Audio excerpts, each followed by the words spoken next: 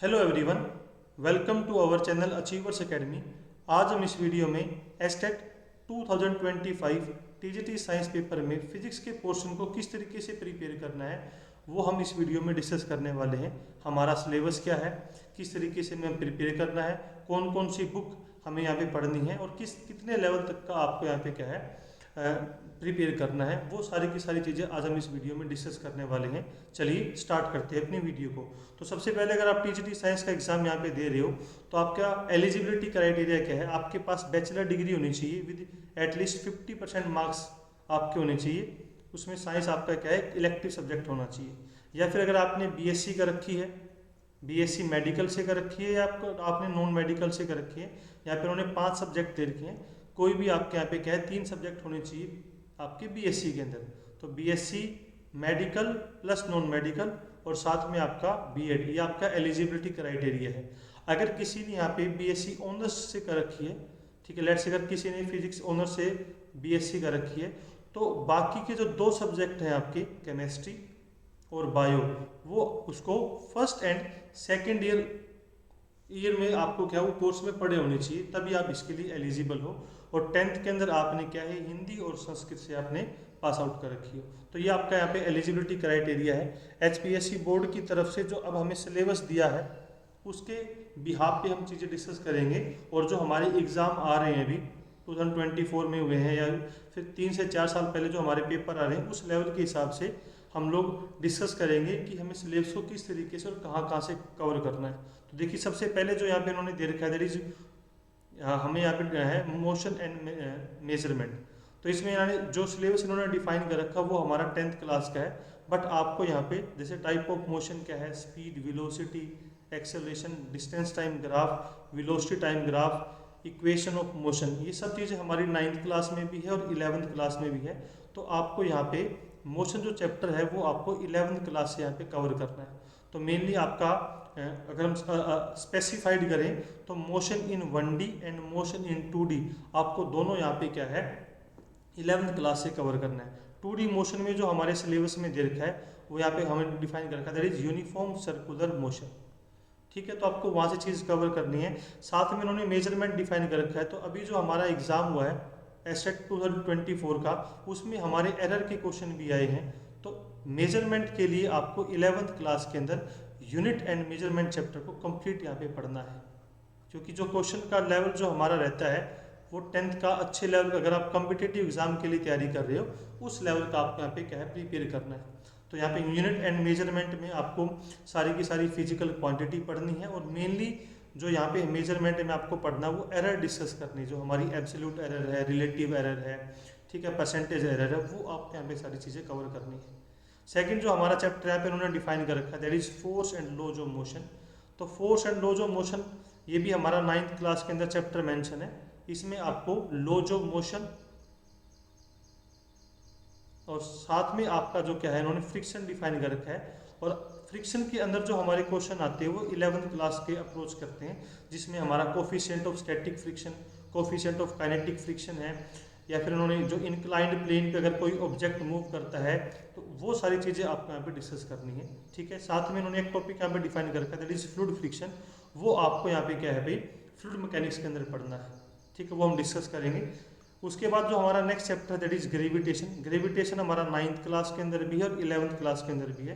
तो आपको यहाँ पे बेसिकली जो जो चीज़ यहाँ पे दे रखी है, universal law of gravitation, importance हमारी क्या है to calculate the value of g, हमारा वेरिएशन चेक करेंगे जब आप ऊपर जाओगे नीचे जाओगे, या हमारा सेंटर ऑफ अर्थ के पे क्या हमारी जी की वैल्यू रहेगी, and motion of object under the influence of gravitational force of earth. ये सारी की सारी चीज़ें हमारे 9th क्लास में दे रखी है।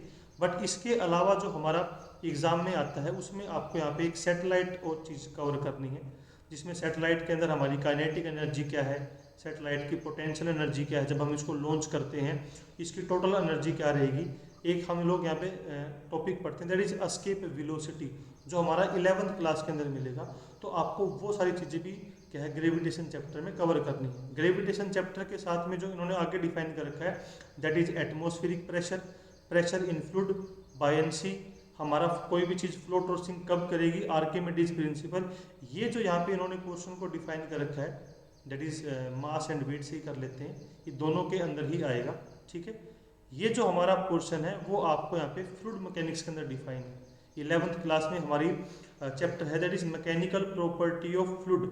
तो फ्लूइड मैकेनिक्स के अंदर आपको यहाँ पे चीज़ करनी है। ठीक है, यानी कि जब हमारा फ्लूइड रेस्ट पोजीशन में होता है और मोशन में होता है, तो रेस्ट वाली चीज़ हमें 9th क्लास में पढ़ते हैं, जैसे हमारा थ्रस्ट एंड प्रेशर। कोई भी ऑब्जेक्ट जब हम पानी में डालेंगे तो वो सिंक करेगा या फ्लोट करेगा। आर्किमिडीज प्रिंसिपल है हमारा, हम लोग यहाँ पे पास्कल लॉ पढ़ते हैं। और एक थोड़ा सा हमें कंसेप्ट पढ़ना है कि जब हमारा फ्लूइड मोशन में होता है तो उसमें जैसे हमारी बर्नौली प्रिंसिपल की क्या क्या है, एंगल ऑफ कॉन्टेक्ट। तो बेसिक आपको यहाँ पे फ्लूइड मैकेनिक्स जब हमारा मोशन में है तो आपको वो वाली चीज़ें भी आपको थोड़ी सी पढ़नी पड़ेगी, क्योंकि एग्जाम हमारा बेसिकली 9th और 10th का इन्होंने सिलेबस दे रखा है, बट वो अप्रोच हमारा क्या है वो 11th और 12th को करते हैं। ठीक है, तो आपको ये सारी चीज़ें आपको फ्लूइड मैकेनिक्स के अंदर डिस्कस करनी है। क्लास 11th की जो NCERT बुक है उसमें से आप इस चीज़ को कवर करेंगे।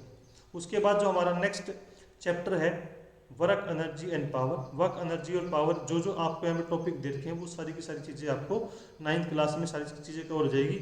जो आपके क्वेश्चंस है वो थोड़ा आपको अच्छे लेवल के प्रिपेयर करने पड़ेंगे।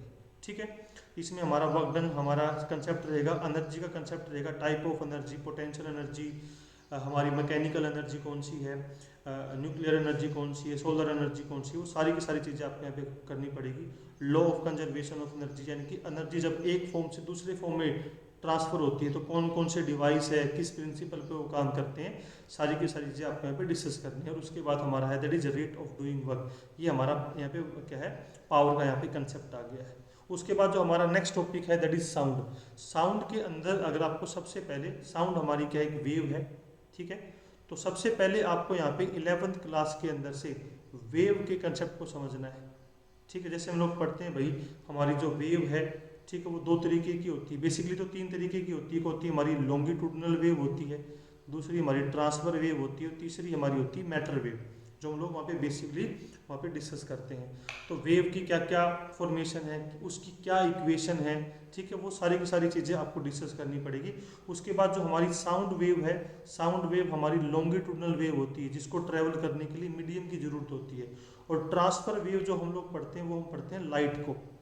ठीक है, लाइट जो हमारी है वो ट्रांसफर वेव है, किस तरीके से वो ट्रैवल करती है, क्या इक्वेशन है, एंगुलर फ्रीक्वेंसी क्या है, वहाँ पे टाइम पीरियड क्या होता है, वो सारी की सारी बेसिक इन्फॉर्मेशन पढ़ने के बाद फिर आपको जो साउंड है वो आपको प्रिपेयर करना पड़ेगा 9th क्लास की बुक के अंदर से। ठीक है, प्रोपागेशन साउंड कैसे प्रोपागेट करती है, क्या क्या उसकी कैरेक्टरिस्टिक्स है।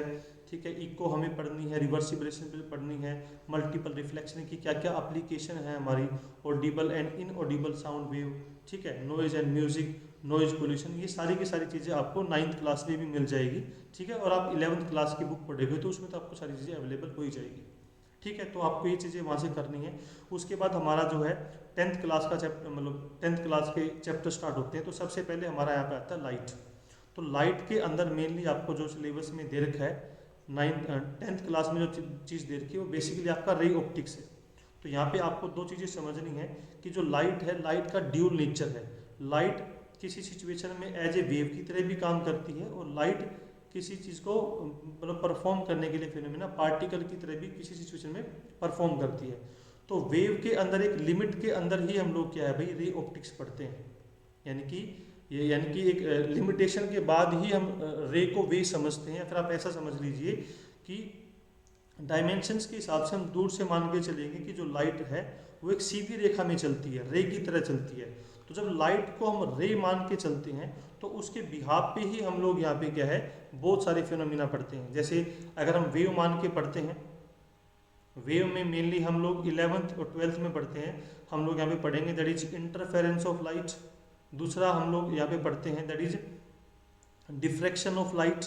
और तीसरा हम लोग यहाँ पे पढ़ते हैं that is polarisation of light. ये जो तीन फिनोमिना है ये हम लोग तभी एक्सप्लेन कर पाएंगे जब लाइट जो है हमारी, लाइट जो है वो एक वेव की, लाइट जो हमारी वेव की तरह चलती है। पार्टिकल में जब लाइट है वो वही क्या है, हम इसमें समझेंगे कि जो लाइट है वो कंटिन्यू ट्रेवल नहीं कर रही है। तो इसमें हम लोग पढ़ते हैं फोटो इलेक्ट्रिक इफेक्ट और Compton effect. Photo electric effect हमारा रहेगा और कॉम्पटन इफेक्ट रहेगा। ये मैं आपको थोड़ा सा ब्रीफ कर रहा हूँ। फिर आपको क्या है लाइट के अंदर रे के अंदर मेनली जो आपका यहाँ पे सिलेबस आपको दे रखा है वो आपको दे रखा है दैट इज रिफ्लेक्शन का, और आपका यहाँ पे क्या है रिफ्रैक्शन का आपको यहाँ पे दे रखा है। ये सारी चीज़ें आप 10th क्लास में आपको अच्छे से दी मिलेगी, ठीक है, आप वहाँ से सारी चीज़ें कवर कर सकते हो, ठीक है। बट हमें रीच आउट 11th और 12th क्लास तक का करना है। अब रिफ्लेक्शन के अंदर यहाँ पे आपको मिरर दे रखा है, ठीक है, प्लेन मिरर है आपका, कनकेव मिरर है। रिफ्रैक्शन के अंदर आपको यहाँ पे क्या है एक हमारी ग्लास शीट दे रखी है, यानी कि जब लाइट हमारी किसी ग्लास शीट से पास करती है तो क्या फिनोमिना रहेगा। लेंस के अंदर से जब लाइट हमारी रिफ्लेक्ट करती है तो क्या क्या प्रॉपर्टी रहेगी, क्या क्या लेंस लॉ पढ़ते हैं, लेंस मेकर फॉर्मूला पढ़ते हैं, थिन लेंस फॉर्मूला पढ़ेंगे, वो सारी चीज़ें दे रखी है। और थर्ड चीज़ आपको यहाँ पे देखनी है प्रिज्म, यानी कि जब लाइट हमारी प्रिज्म से पास करती है तो उसके क्या क्या फिनोमिना रहेगी। तो इन सब की जो प्रॉपर्टी है वो आपको यहाँ पे 10th क्लास में दे रखी है, जो आपको यहाँ पे डिफाइन कर रखी है। देखिए देख लेते हैं कि लाइट के अंदर आपको यहाँ पे क्या पढ़ना है भाई। जैसे सबसे पहले तो इन्होंने 3 मीडियम डिफाइन कर रखे हैं, ट्रांसपेरेंट, ओपेक्यू एंड ट्रांसलूसेंट। उसके बाद हमारी मिरर हमारी रियल इमेज होती है, वर्चुअल इमेज होती है, ठीक है। कैमरा के बारे में है, सनलाइट, वाइट लाइट के कलर्ड, ठीक है।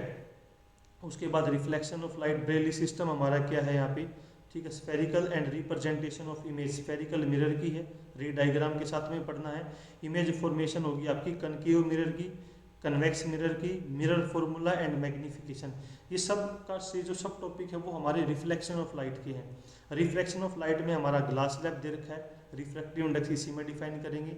स्फेरिकल लेंस हो गया, उसमें लेंस में साइन कन्वेंशन क्या है, क्या क्या लेंस फॉर्मूले हैं, मैग्निफिकेशन है, ठीक है।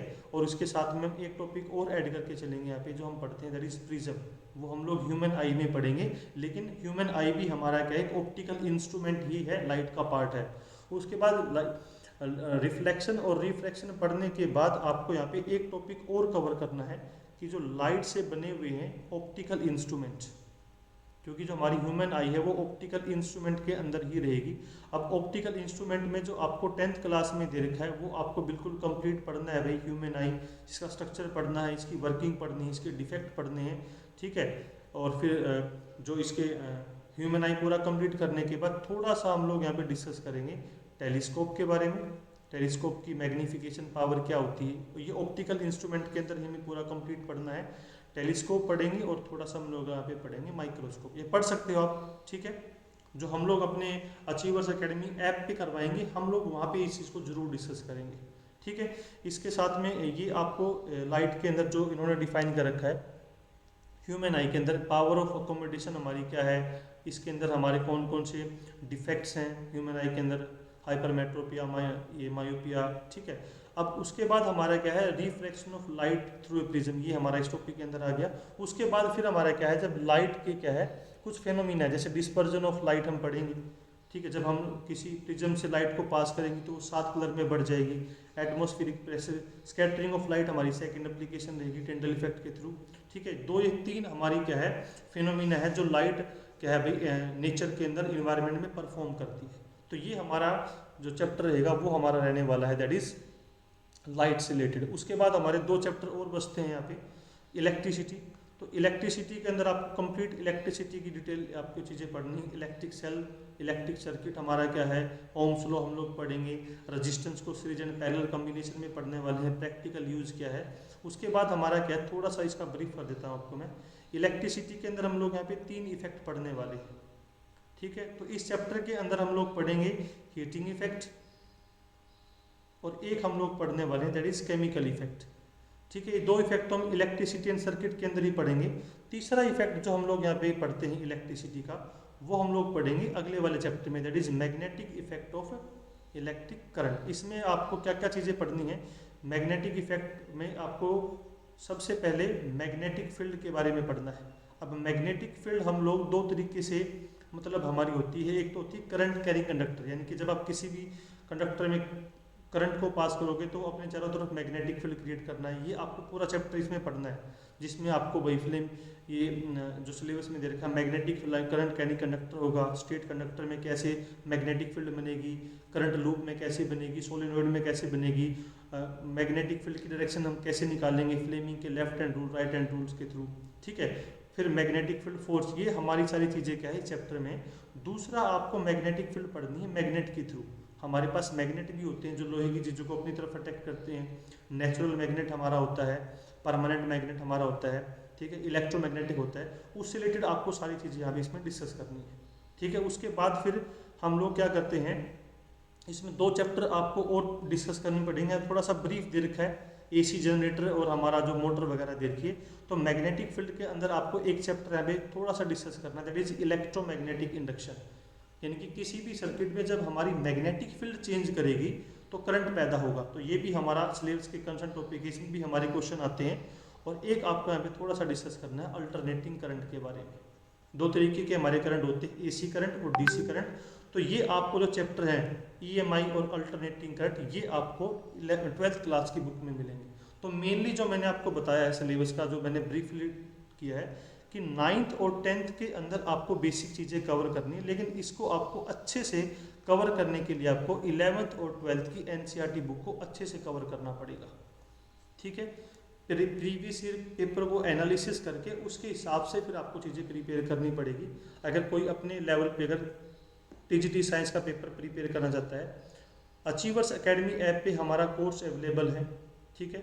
ये हमारा लाइव बैच है जिसमें हम लोग सारी चीज़ें क्या है भाई, लाइव बैच में ये हमारा पूरा लाइव बैच रहेगा। इसमें आपको रिकॉर्डेड वीडियो भी अलग से अवेलेबल होगी, बट इसमें सारी की सारी चीज़ें जो आपको है वो लाइव करवाई जाएगी। क्लासेज हमारी 1 सितंबर से स्टार्ट हो चुकी है, ठीक है। इसमें आपको चैप्टर वाइज पूरी की पूरी, पहले तो हम लोग यहाँ पे डिस्कस करेंगे थ्योरी क्या है, फिर उसके साथ हमारे जो एमसीक्यूज डिस्कस करेंगे, ठीक है। प्रीवियस ईयर पेपर का एनालिसिस करके हम आपको सारी चीज़ें यहाँ पे क्या है प्रिपेयर करवाएंगे, ठीक है। अगर कोई इच्छुक है जो हमारे साथ जुड़ना चाहता है तो ये हमारा लाइव बैच अभी स्टार्ट हो चुका है, आप इसको ले सकते हो। अगर कोई इंडिविजुअली बेस पे हेल्प मतलब प्रिपेयर करना चाहता है तो ये हमारी बुक भी है भाई, ठीक है। ये मैंने ही लिखी है, मैंने और सोनू मैम ने।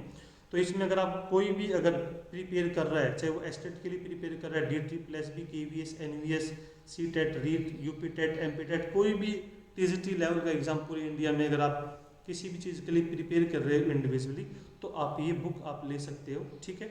ये भी आपको बहुत हेल्पफुल रहेगी, इसका फीडबैक बहुत अच्छा रहा है, ठीक है। हमारे कोर्स में जो चीज़ें करवाई जाएगी वो कोर्स का ही सिलेबस हमारा इनफ रहेगा यहाँ पे, ठीक है। बाकी अगर आपको किसी भी चीज़ से कोई क्वेरी है तो आप हमारे एकेडमी नंबर पे कांटेक्ट कर सकते हैं, ठीक है। तो ये हमारा डिस्कशन है कि आपको किस तरीके से प्रिपेयर करना है, ठीक है। तो आज की वीडियो के लिए इतना ही है। Thank you so much to all of you.